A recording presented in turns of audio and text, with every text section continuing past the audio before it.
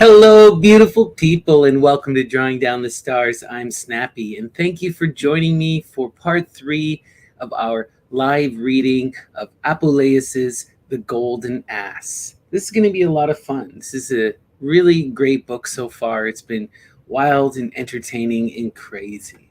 So to catch everyone up to where we have been and where we're going, if you remember from last episode, we watched our protagonist Lucius as he made love to the maid Fotis, where he was staying at Milo's house. And after that, the next day, he then goes to dinner at his aunt Berhenna's house. And while at this dinner party, he meets this interesting character named Telephron. And they were discussing all about witches and magic, and then Telephron tells his tale. And he talks about how he had been paid to guard these corpses, or at least one corpse. And he tells us his story and his wild encounter with a priest of Isis who caused the dead spirit to rise.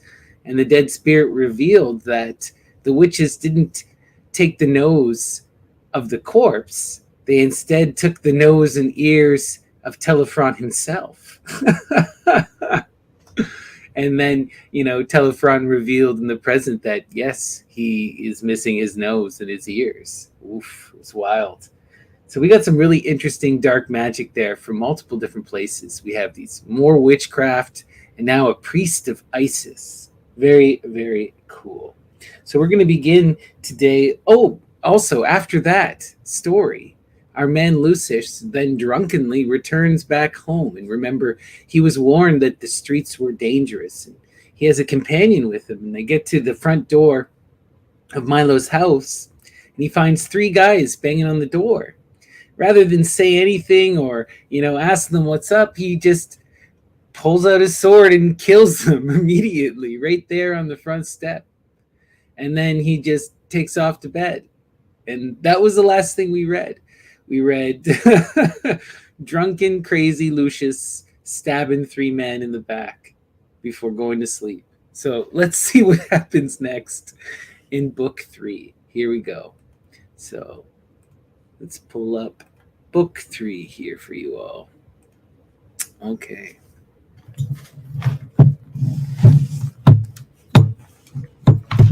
Sorry, I'm just gonna play around here and get this so I can read it clearly. Okay, sorry. Book 3, On Trial. No sooner had dawn, her rosy arm uplifted, begun to drive her steeds with purple trappings over the sky, than I was woken from carefree slumber, and night bound me over to day. So dawn, he's talking about the Titan Eos, right? Pain flooded my mind as I recalled the evening's violence, and I sat there hunched on my bed, feet crossed, hands locked together, the fingers clasped across my knees, weeping profusely, and already conjuring up the scene in the marketplace, the trial, the sentence, and the executioner himself. How will they find, I thought, a single juror kind and merciful enough to find me not guilty, smeared as I am with the blood of triple slaughter, and steeped in the gore of their fellow citizens? This is the famed Diophanes the Chaldean clearly foretold. This notoriety is what my journey has brought. As I was repeating this to myself and bemoaning my misfortune, a crowd started to shout and bang at the door, which began to shake. In a trice, the house was forced, and vast throng entered, the magistrates, their assistants, and a miscellaneous swarm of others filled the place. 2 lictors arrested me on these officials' orders, and began to drag me off at once, myself offering no resistance at all. The townsfolk poured out onto the streets in amazing numbers, and started to follow us from the very moment we set foot in the alleyway. Though I walked along dejectedly with my eyes towards the ground, or rather turned towards the infernal regions, I was dumbfounded to see out of the corners of my eye that there wasn't a single one of all those people crowded round that wasn't lost in fits of laughter. At length, after we'd trapseed through every street, and I'd been led round every corner like those processions of purification where they drag sacrificial victims through the town to avert menacing portents, I was brought to the forum and placed before the tribunal.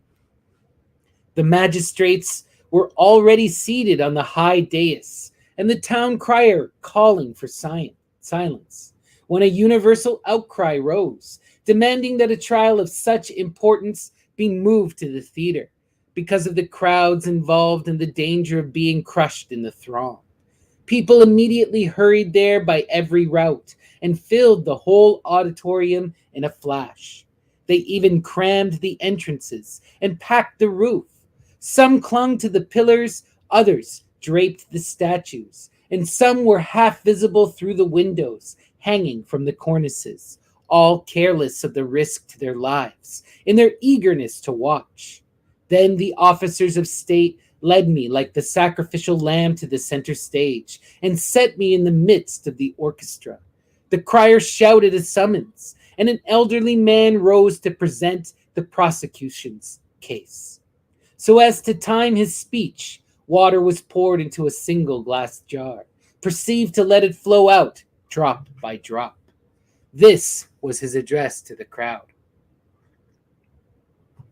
Most revered citizens, the case before us is no laughing matter, but one which greatly affects the peace of this whole city, and will serve us as a vital precedent, all the more important than to hold our reputation that you all ensure this evil killer is soundly punished for a multiple murder perpetrated in cold blood. And don't think I'm moved by any private grievance and personal animosity. But you see here your appointed commander of the night watch. Until now, I'm sure no one can fault my constant vigilance. I'll faithfully recount the facts as to what occurred last night, making my rounds about midnight on an ultra careful inspection, door to door, through every quarter of the town. I came upon this vicious young man with his sword out of its sheath, wreaking havoc everywhere. I saw he'd already savagely murdered 3 men. They were breathing their life out at his feet, their bodies still quivering in a pool of blood. Justly troubled by the enormity of his crime, he had fled under cover of darkness and slipped into the house where he lay hidden throughout the night. But by an act of providence, the gods never allowing the guilty to go unpunished, I was ready and waiting at the crack of dawn before he could vanish by some secret route. It was who entered. He was brought before the weighty justice of your court. You have before you an alien, defiled by repeated murder and taken in the act. Be severe and pass heavy sentence on a foreigner for a crime which you would punish harshly if he were one of our own. Lucius states his defense. With these words, the merciless prosecutor closed his ruthless speech. The crier told me to start at once on whatever defense I could make against the charge. But at that moment, I could do no more than weep, though less because of my accuser's ferocious speech, but more because of the promptings of my own bad conscience. Still, heaven sent me the courage to make the following defense. I am scarcely unaware, your honors, how difficult it will be denounced by those corpses for the accused, though he speak the truth, and willingly concede the facts themselves, to persuade so many of you that he is innocent. But since you kindly grant me this public hearing, I'll easily convince you that I'm not on trial for my life through any fault of mine, but rather I'm suffering the shame of a groundless accusation through having succumbed to righteous indignation. You see, I was returning home from dinner, somewhat inebriated, and that bit of the charge I won't deny. When in front of my host's house, I'm staining with Milo, your good fellow citizen, I found some vicious thieves trying to force their way in, with a view to breaking the hinges and pulling the door apart. All the carefully fastened bolts had been violently torn away, and the men were planning among themselves how to murder the people inside. One of them, bigger and readier for action than the rest, was rousing them with the following speech. Hey, lads, let's attack them while they're sleeping with all our strength and manly courage. Let cowardice and hesitation be absent from your hearts. Let murder draw her sword and stride through the whole house. Slaughter anyone who's asleep, and knock down any who try to resist. We'll only get out alive ourselves if we leave no one alive in there. Citizens, I confess I approach these desperate thieves as a good citizen should. At the same time, extremely afraid for myself and my hosts, armed with only the short sword I carry for just such emergencies, and tried to frighten them off and send them packing, but they were huge fellows, utter barbarians, who refused to flee and stood their ground despite seeing my weapon. The battle lines were drawn. Their general and standard bearer made for me at once, grasped my hair with both hands, bent me backwards, and was about to finish me off with a stone. But while he was shouting for someone to pass the stone, I struck him with sure aim and happily laid him low. A second hand fastened his teeth in my calf, but I felled him with a neat blow between the shoulder blades, while the third ran towards me improvidently, and I killed him with a sword stroke through the chest. So, with peace restored, my host's house rescued, and the public safe, I trusted to my innocence and even expected public praise. I've never been in court before on even the slightest charge, but have always been respected at home for setting my reputation before every advantage. And then my motive was defense against the vilest kind of thieves, so I see no reason for this trial. No one can say I had any prior cause to dislike them. In fact, they weren't known to me at all. At least let someone show how I could profit from their deaths, which would grant a credible motive for committing such a crime. With this, my tears welled up once more, and I stretched out my arms in supplication, pleading sorrowfully, with one lawn and asking for their mercy, and then with another in the name of their love for their own dear children.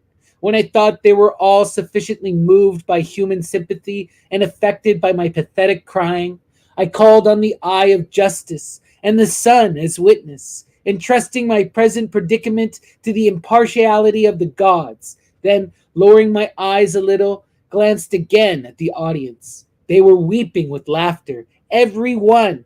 Even Milo, my kindly host, who was like a father to me, was totally dissolved in mirth. At this point, I said quietly to myself, well, there's loyalty and conscience. I've become a murderer to save his life and being tried on a capital charge, and he, not content with denying me the solace of his assistance, even laughs at my plight. To top it all, a woman dressed in black with a child in her arms came hastening through the theater, and behind her an old lady clothed in rags, both of them wailing equally mournfully. They were waving olive branches and draped themselves beside the bier, on which they covered corpses of the victims lay. In the name of public justice and the common rights of humanity, take pity on these wrongfully slaughtered youths, and grant us solace in our widowhood and bereavement. At last, show your concern for this little child of misery, orphaned in infancy. Propitiate your laws and show your concern for public order with the blood of that murderer. Now the senior magistrate rose and addressed the crowd. Regarding the crime itself, which must be severely punished, not even the guilty party denies the deed. But there's one missing piece of information: the names of his confederates in this bold felony, since it's hardly likely that he took the lives of 3 strong men alone. So the truth will now be extracted by torture. The servant who was with him has secretly fled. He is the only one left to interrogate, so his co-conspirators may be exposed and fear of such deadly acts eliminated. Justice is served. In an instant, Fire and wheel appeared, and assorted whips. In the Greek manner, my gloom increased, doubled rather, since I'd not even met death in one piece. But the old crone who'd caused such turmoil with her tears suddenly spoke.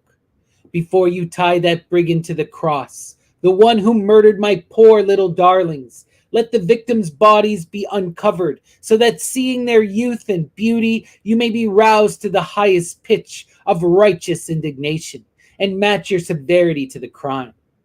Her speech met with applause, and the magistrate ordered me to uncover the bodies of the buyer with my own hands. Resisting for some time, I refused to add to my earlier deed with this new exposure.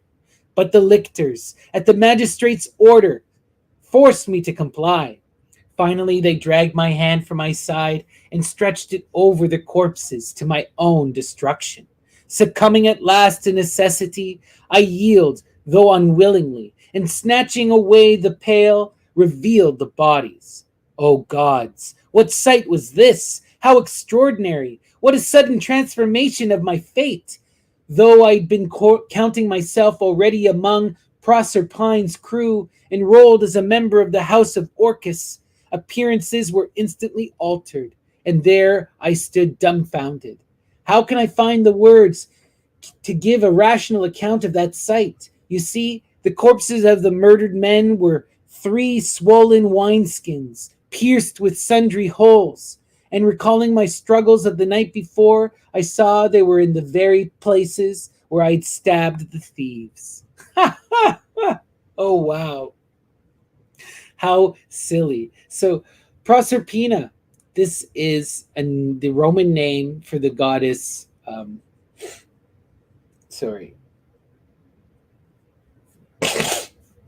This is for the Cori. And yeah, this is her Roman name, right? For, yeah. Anyway. And then we have Orcus here, which is interesting. So what's Orcus? We're going to look this up on Theoi. 1 second here. So Orcus, Theoi. What do we mean by Orcus, Theoi? Okay.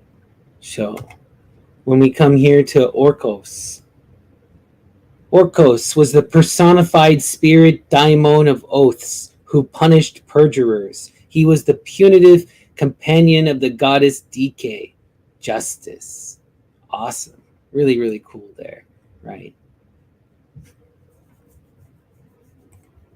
And now let's go back to our main story. Okay, so let's go and continue. Then the laughter, which the crowd had been cunningly repressing, broke out with restraint everywhere. Some were cackling in a sheer excess of mirth. Others pressed their fists to their stomachs to relieve the ache. At any event, they were all drowned in delight and kept turning to look at me again as they exited the theater. As for me, for the moment I'd pulled the cloth back, I'd been standing there frozen, transformed to stone, just like one of the theater's columns or statues. Nor did I rise from the dead till Milo, my host, came and grasped me, I resisting while tears flew once more and I kept sobbing. He urged me gently along and led me to his house by a winding route, careful to avoid the busy streets. I was still in a state of shock and trembling with fear. He could find no way to ease the indignation at the treatment I'd endured, constricting my heart. Behold, clad in the full regalia of office, the magistrates themselves entered the house and tried to calm me with these words. Master Lucius, we're not unaware of your dignity and your ancestry. Indeed, the whole province knows your family's noble reputation. The experience you've undergone that you're grieving over so deeply was far from being intended as an insult. So banish the melancholy you feel from your heart and overcome your mental anguish, because you see, our annual holiday in honor of laughter, most delightful of the gods, always has to be embellished by some new jest. The god will always be with the man who originates and performs it, lovingly and propitiously accompanying him wherever he goes. He will never allow him to grieve and always garland his serene brow with beauty. The whole city awards you its highest honor in gratitude for your deed, inscribes your name among its patrons, and decrees that your image be preserved in bronze. To this I could only reply in kind, yours, the most splendid city in Thessaly, is unique. I thank you kindly for this great honor, though I suggest you keep your statues and portraits for far greater and worthier men than I. Oh, wow. Isn't that insane?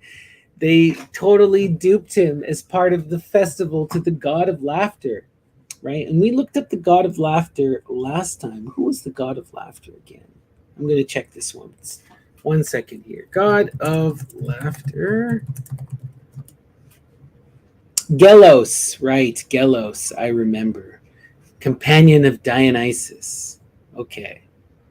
So now we're going to go to the next chapter. Fotis confesses. After this modest speech, I smiled a little and looked cheerful, pretending to feel fine, as best I could, and gave the magistrates a courteous goodbye. Then a servant rushed in. Lady Birena, he said, reminds you, the party that last night you promised to attend will soon commence, and she invites you to join her. Even at that distance I was fearful, terrified by the mere thought of her house. I sent a reply. Dear Aunt, I wish I could comply with your request if only it were honorable to do so. But Milo, my host, made me pledge myself in the name of today's omnipresent deity to dine with him. He will not leave nor allow me to depart. Please grant therefore a delay to my appearance at your table. While I was still giving the message, Milo grasped me firmly, ordering a servant to follow with the bathing things, led the way to the public baths nearby. I walked close to his side, trying to hide myself, to escape the gaze and laughter of the people, a laughter I myself had engendered. Because of the state I was in, I can barely remember washing and drying myself and returning home again. I was utterly distracted, marked by the brand of endless stares and nods and pointing fingers.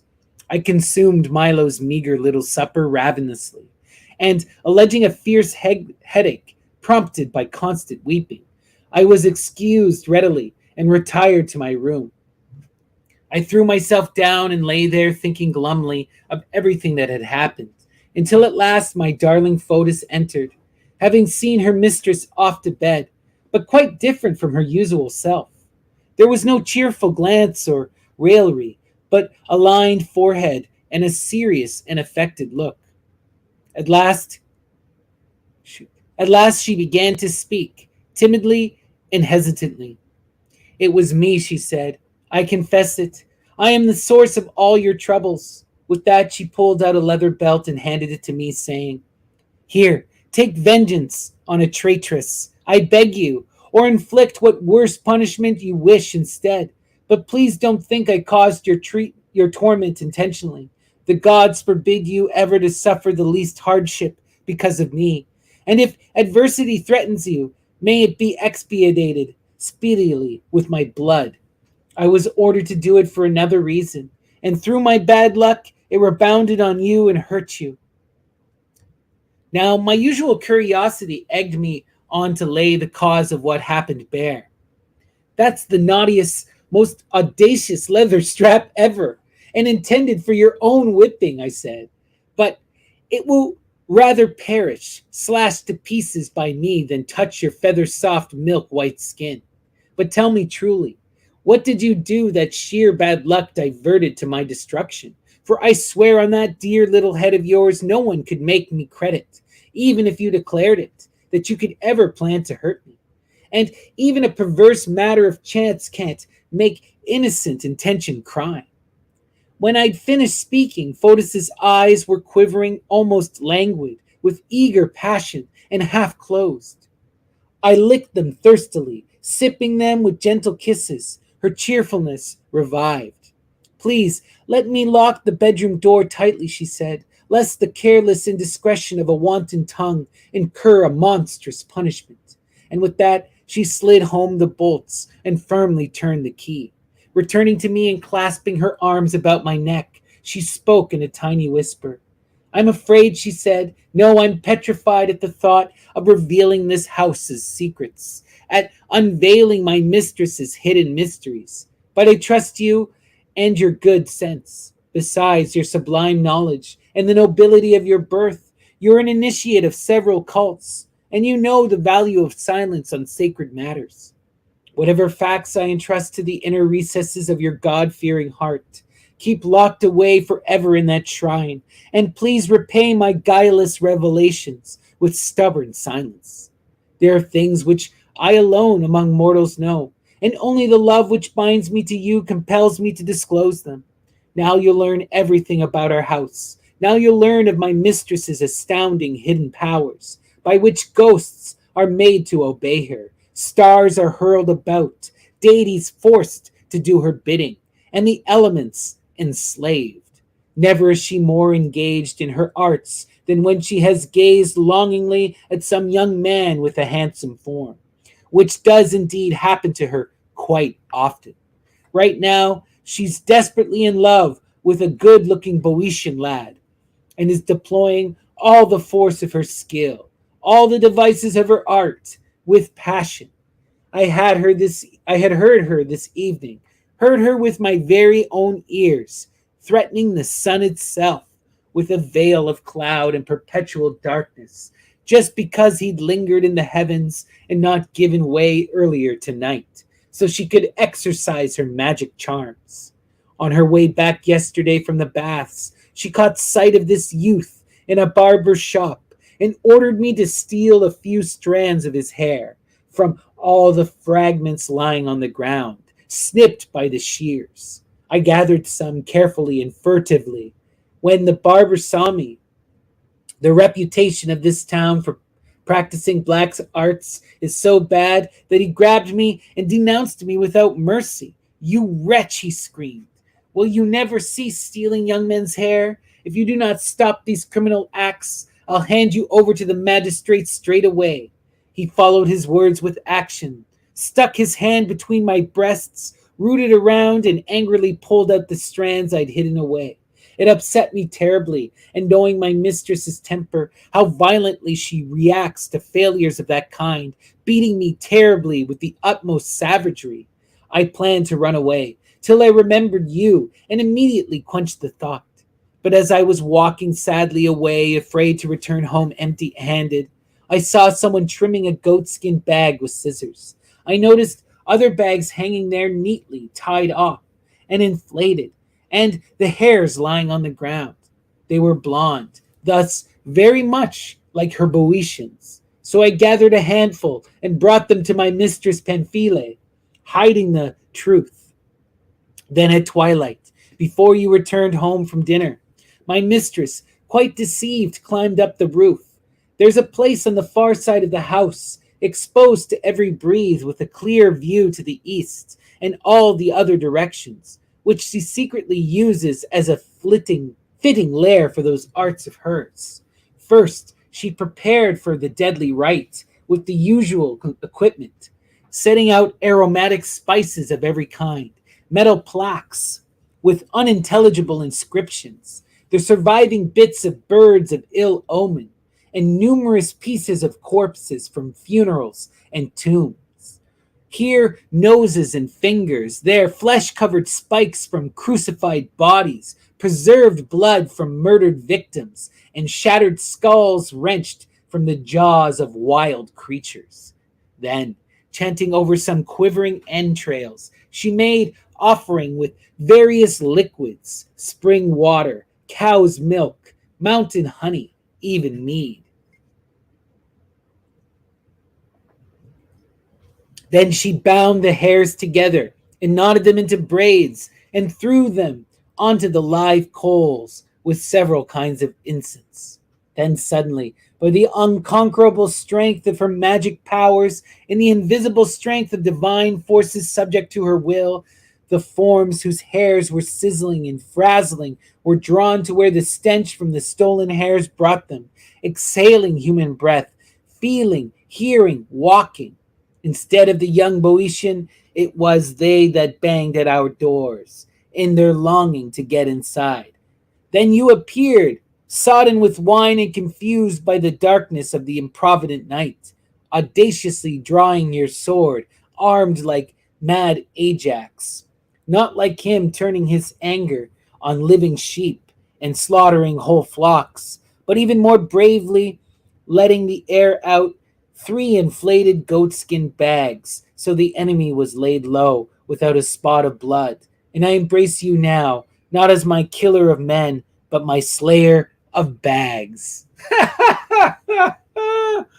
Oh, wow. That's so wild. So, first, Ajax, we know, is that great hero of the Iliad. And they're telling you a bit of a story here where he angrily kills a bunch of sheep. And isn't that amazing? So, what happens basically, Fotis here, instead of giving the hair of the young man that Pamphile wanted to summon, gave the hair from a wineskin. So that's why those 3 wineskin people came and tried to break down their door, because they were summoned by Pamphile by accident, because she thought she was summoning her lover, the Boeotian, or at least her want-to-be lover. All right. Ooh, this Pamphile, she's got magic, wild magic. Okay. Spying on the mistress. I took light from Fotis's clever speech and sparked in turn. Let's name it the first heroic encounter of a glorious career, like one of Hercules' 12 labors, with those perforated wineskins counting as Gerion's 3 bodies or Cerberus's triple heads. But if you want my willing and complete forgiveness for a crime that caused me so much anguish, grant me my heart's desire. Let me spy on your mistress when she's at her supernatural games. Let me watch while she invokes the gods, or when she undergoes some transformation. I have an overwhelming longing to experience magic at first hand. Though you yourself seem knowledgeable enough and skilled, I know, I felt it. I've always disdained the girl's embraces, but now I'm sold and delivered, a slave and a willing one, to your flashing eyes and blushing cheeks, your gleaming hair, your parted lips, your fragrant breasts. I've forgotten my hometown already, no intention of returning, and nothing matters but the night and you. Lucius, I only wish I could grant your desire, she said. But besides her innate jealousy, she always performs her arcane arts in secret and alone. Yet I'll face danger at your bidding. I'll wait my moment and try to do as you want. Only, as I said, promise to keep silent about such things. As we were chattering away, mutual passion swept our minds and bodies. We threw off all our clothes, and naked and coverless, revealed in the delights of Venus.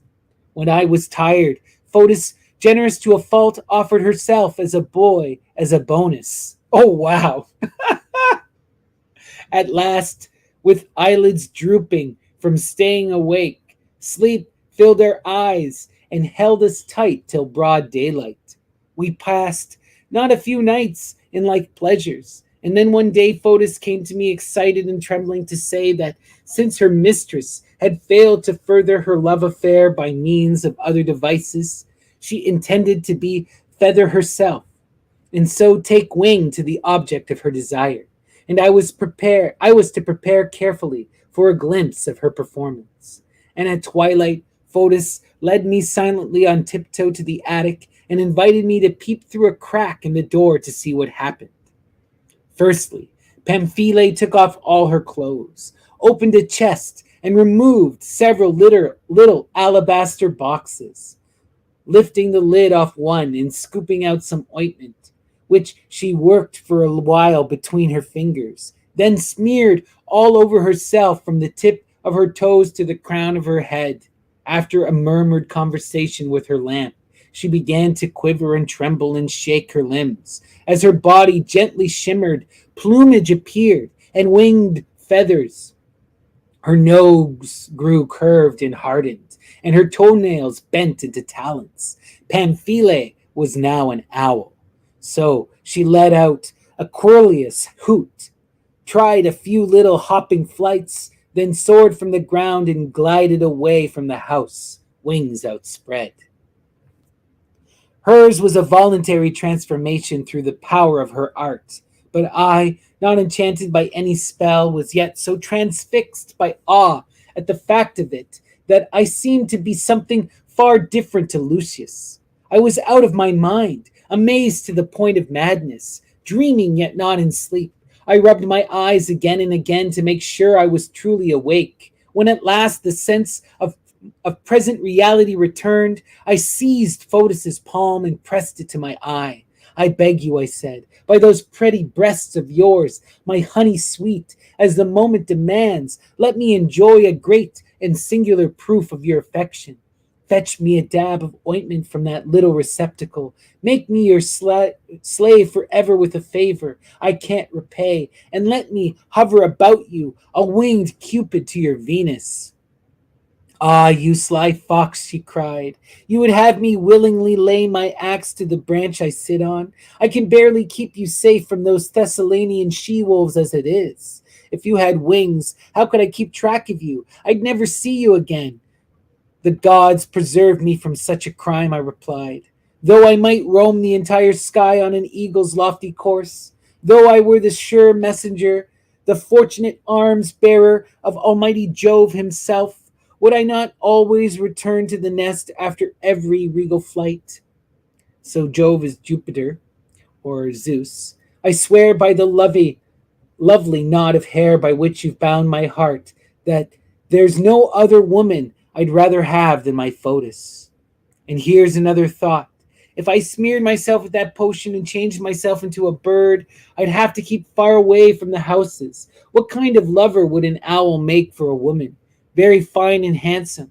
Why, when those birds of night are trapped inside a house, don't they nail them to the doorpost to expiate in death the bad luck their ill-omened flight threatened? But I almost forgot to ask, what do I say and do to lose the feathers again and return to being Lucius? It's fine. You need have no fear. My mistress has shown me how all such shapes can be changed back to human form. Don't think she showed me out of kindness. No, it was so I could prepare the restorative when she comes home from her adventures. See how little of these inexpensive herbs can work such mighty effects. Sprinkle a pinch of aniseed on a laurel leaves, steeped in spring water. Use as lotion in potion. Oh, wow. This is getting wild. Lucius transformed. After repeating the formula several times, she crept nervously upstairs and brought me the box from the chest, which I first clasped and kissed, praying it might bring me a fortunate flight. Then I threw off all of my clothes, plunged my hand eagerly inside, took a large dollop and smeared my body all over. Then I spread out my arms and flapped them up and down, one after the other, trying my best to become a bird as Pamphile had. No plumage appeared, not a single feather. Instead, the hair on my body turned to bristles, and my soft skin hardened to hide. My fingers and toes merged with hands and feet, squeezing together into individual hooves, and a long tail shot from the tip of my spine. Now my face was enormous, my mouth immense, my nostrils gaped, and my lips hung down, my ears too ludicrously long and hairy. The only consolation I found in my wretched transformation was that though I could no longer embrace Fotis, at least my member had grown. Oh, God. I examined every part of my body hopelessly, and I saw I was no bird but an ass. Oh, gosh. Sorry, where was I? And wanting to protest at what Fotis had done, and finding myself without human voice or gesture, I did the only thing I could, hung my lower lip, looked sideways at her out of moist eyes, expostulated with her in silence. On first realizing my state, she slapped her head violently with her hands and screamed, "I'm done for! Nervousness and haste have misled me, and I've confused the boxes. Luckily, there's a ready cure for your transformation, a mouthful of roses to chew, and in a trice you'll be no ass but my own Lucius. I wish, as usual, I had woven some garlands for us this evening, and then you'd have to suffer all night like this. But at first light, the remedy will be here." She grieved. So she grieved, but in truth, though I thought I was perfect as an ass, a beast of burden, no longer Lucius, I still retained my human reason. So I held long and earnest debate in my mind with regard to that utterly worthless and felonious woman, as to whether to kick her again and again with my hooves, bite her with my teeth, and destroy her. But that would have proved rash, and deeper thought brought wisdom. For by punishing Fotis with death, I'd also be killing the one who could help me regain my shape. So, bowing and shaking my head, I swallowed my temporary humiliation, and adjusting to the harsh vicissitude of fortune, I went off to join my fine thoroughbred in the stable, where I found another ass, the possession of my one-time host, dear Milo. I thought that, given the unspoken bond of natural allegiance among dumb creatures, my horse on seeing me would show some marks of recognition, and be stirred by pity to offer friendship. But oh, Jove, god of guests, you hide invisible powers of loyalty. That noble steed of mine and the other ass conferred and at once agreed on my destruction, no doubt fearing for their rations. The moment they saw me near the manger, they lowered their ears and, kicking out savagely, attacked me in blind fury. I was driven away from the feed that I put there with my very own hands for that ungrateful servant of mine that evening. So spurned and condemned to solitude, I withdrew to a corner of the stable. While I was cogitating on my colleague's insolence and planning the revenge I'd take on my treacherous steed next day, once I was Lucius again, and with the help of sundry roses, I noticed a statue of Epona, goddess of asses and horses, in a little shrine at the top of the pillar that held up the stable roof. It was well adorned with wreaths of fresh picked roses. I recognized the means of my salvation, and stretching out my front legs with eager anticipation and straining as hard as I could, I stood powerfully upright, neck extended and lips thrust out, and tried as hard as I could to reach the garlands. But with my bad luck, of course, the slave appeared, who always looked after the horse and spied my actions. He ran up angrily, shouting, "How long do we have to put up with this gelded ass? It doesn't just go for horses' feed. Now it's attacking sacred statues. I'll cripple, I'll maim you, sacrilegious brute." And searching around swiftly for a weapon, he came on a bundle of sticks lying there. Hunting out a leafy branch for a flail, the thickest of them all, he began to beat me unmercifully, only stopping when he heard a crash and the sound of doors being kicked hard, and shouts of alarm and cries of robbers, from which he fled in terror. In an instant, the doors were forced, and in rushed a band of brigands, armed to the teeth, who occupied every part of the house, attacking the servants who came running from every side. And night was lit by men with torches and swords, and flame and steel flared like the rising sun. Then they used large axes to break into Milo's store, a room in the center sealed and closed by heavy bolts, and once they'd succeeded, hauled out his treasure through the gaps in every wall, tying the goods in bundles and each taking a share. But the number of bales was greater than the number of thieves, so, swamped by the overflowing of riches, they led the horse and us two asses out of the stable door, loaded us with the heaviest of the wares, and drove us out of the now empty house, urging us on with blows. One of their number left behind a spy to report on the outcome, while the others, beating us all the time, set off through the pathless mountains at high speed. What with the weight of the load and the height of the mountain slopes and the endless distance traveled, I was as good as dead.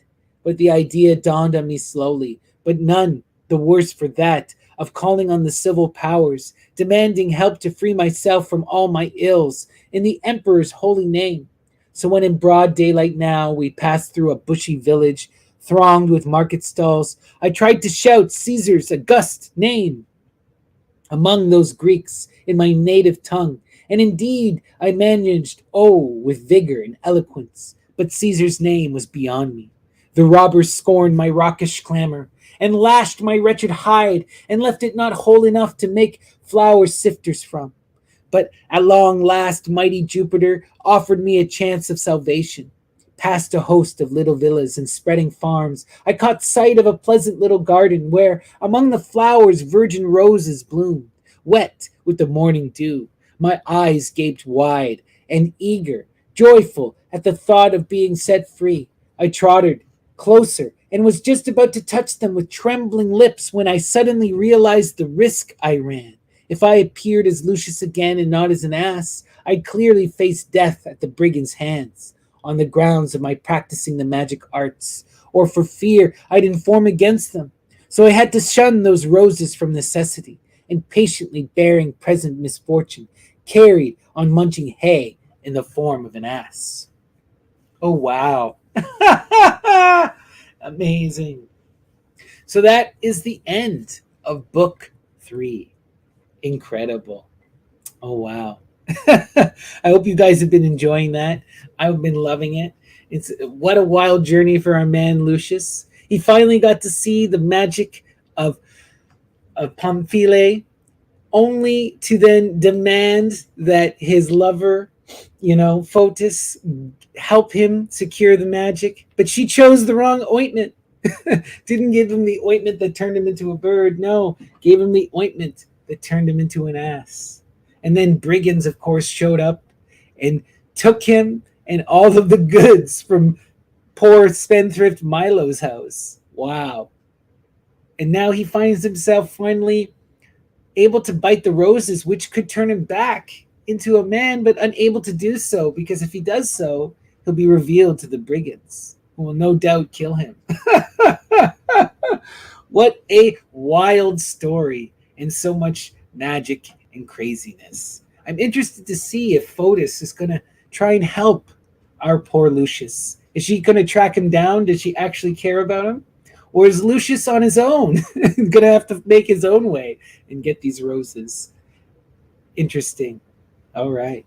Well, that was so much fun. And we'll be back again tomorrow for part 4 of our reading of The Golden Ass. All right, everyone. Peace and love. Until then, take care.